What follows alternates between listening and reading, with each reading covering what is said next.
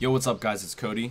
Today, we're going to be going over the Stamina Warden build that I've been playing around with in open world CP campaigns. Now before I start the build, I'm going to show you these stats real quick. Fully buffed up guys, this is with our Fury and our weapon damage glyph. We're sitting at 3,900 weapon damage. Let's take a look at our tooltips.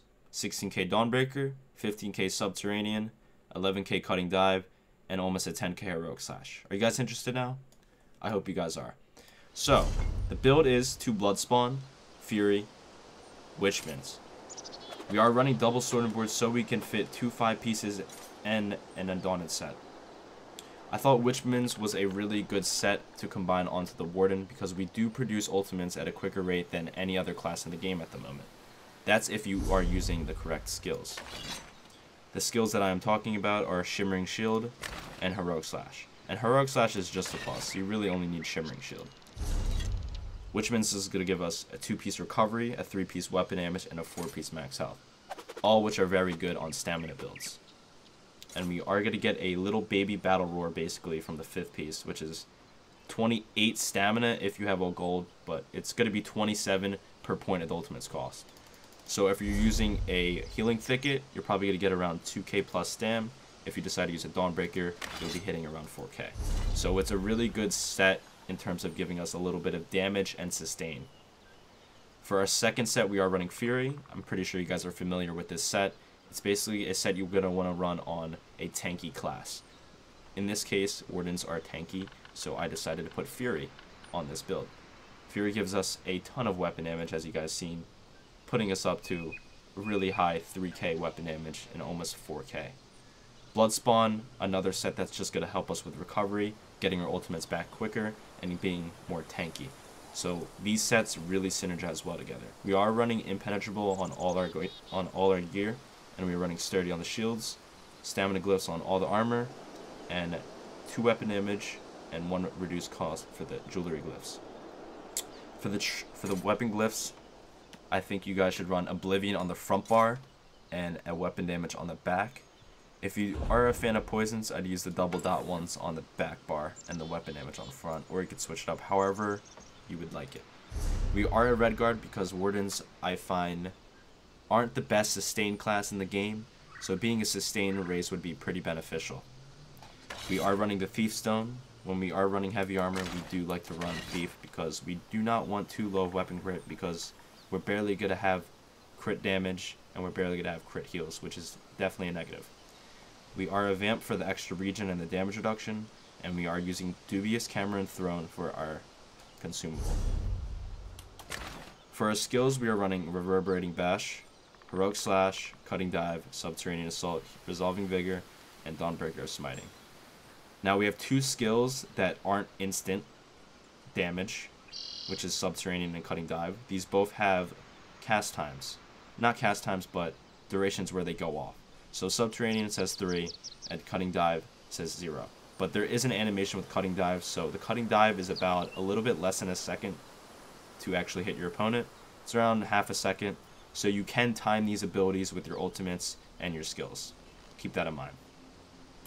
For the back bar, we are running Ice Fortress, Bull Netch, Shuffle, Shimmering Shield, Soothing Spores, and Healing Thicket. The reason this build works really well in double sword and board is because we do have class skills that give us burst, and we do have a burst heal on this class, which is Soothing Spores.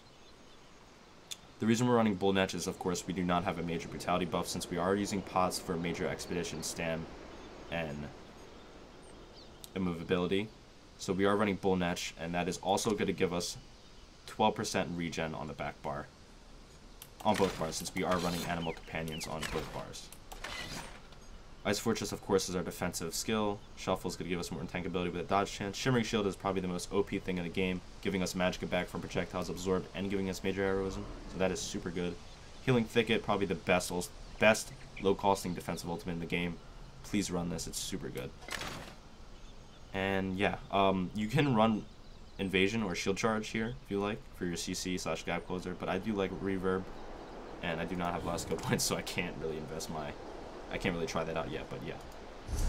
I didn't go over the weapon traits, but sharpened on the front and powered on the back for now. There are a lot of traits that are being touched up next patch, so going decisive on the back bar next patch may be a plus. We're staying powered. It's really up to you, but this class really benefits from ultimate, so that is why decisive would be a pretty good trait to run on the back bar. As for the front bar, I'm not sure if this set drops in Nirnhone, which is thought of to be the best next trait next patch. We're going to stay with sharpen for now, but we'll see. I think that is pretty much it. Let's go into... Oh, we are running 5 heavy and 2 medium, by the way. Okay, for the CP, we are running 56 in a Warlord, 32 in a Mooncalf and Tenacity. We are doing heavy attacks sometimes for a stam sustain. We do like to do heavy attacks since we are in heavy, and Wardens, you know, do not have the best sustain. 34 in a Tumbling, 56 in a Shadow Ward. I changed this. This is going to be 6%, guys. I tweaked the build a little bit to have more damage, and this is going to be 14%. You can change this up, but 56 in the Precise Strikes, 56 in the Master Arms, and 75 in Mighty. The reason I put so many points in Mighty is because not all our skills are based off Master Arms. For instance, our Subterranean isn't really. I'm pretty sure, I'm not sure. Correct me if I'm wrong in the chat. For the Registry, we're running 72 in Ironclad, 18 in a Resistant. And for the Lady, we're running 43 in a Hardy and Elemental Defender, and 34 in a Thickskin for our Unchained passive. And that is pretty much it. So yeah, make sure to utilize Unchained on your Soothing Spores or your Vigor, because Soothing Spores, Vigor, Shuffle, because those are the most expensive skills on this build.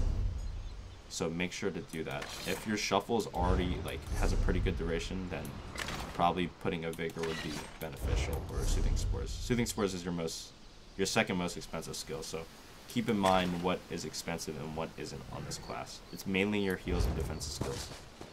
But yeah, we are running, we did run out of pots, but make sure to use these pots right here, the Major Expedition Stam. We aren't running bow, and you don't want to be a turtle, so definitely run speed pots. But I hope you guys enjoy the build. Playing with it for quite a while now, and it works pretty well solo, but I think it would really shine in small scale PvP. It's been Kodi, guys. I hope you enjoy this build. I will put this in the description below so you can check it out yourself. And it's been Kodi, and I'll see you guys later. Peace.